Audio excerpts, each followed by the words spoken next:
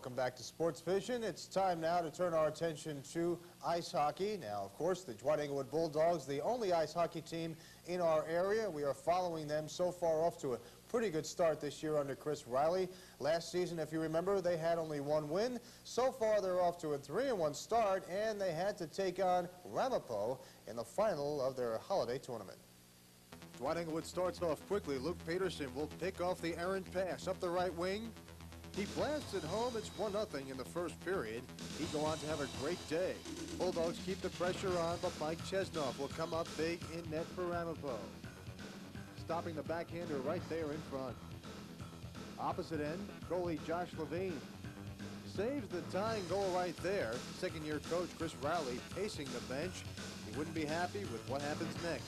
Ramapo wins the face-off and heads down ice. Patrick LaChance gets open for the one-on-one. Watch the beautiful move on Levine. The backhander is in. And we're tied at 1 with 8:29 left in the period. But the keeper was up to the task.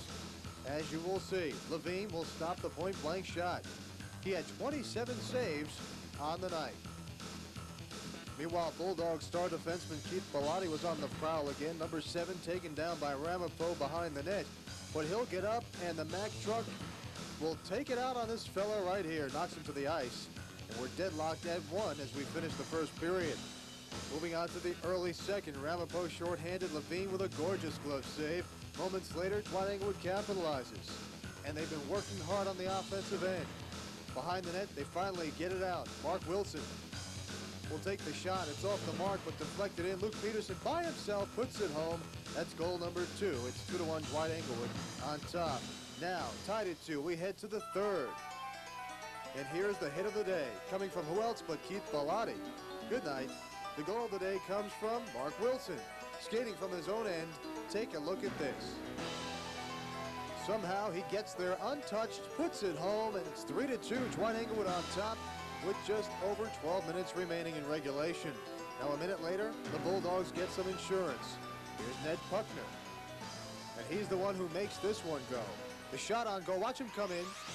Fights in front, Luke Peterson right there, and Peterson picks up the hat trick. That's his second of the year, the score 4-2. Then it's Keith Bellotti's turn. And the senior skates in and fires from the blue line. Can't touch this. It's 5-2. Dwight-Englewood 3 goals in 4 minutes of work.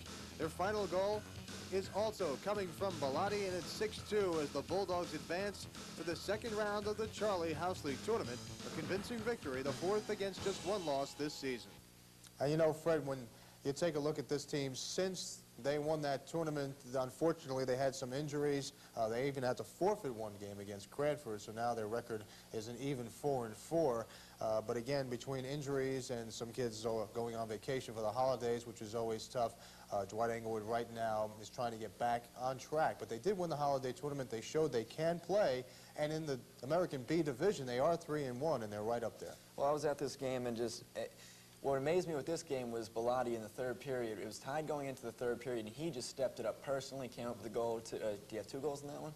Yes, you did. And but it was just, yeah. I mean, but the hits this guy just laid on everybody. I mean, this guy, you hit it a couple weeks ago right on the head when you say he's a man among boys. He unbelievable hits in this game, and he really stepped it up a notch, elevated the level of everyone around him. I was talking to Coach Riley. There are some, he's been told, that believe this kid could potentially be a National Hockey League player if he puts it all together and sets his mind to it.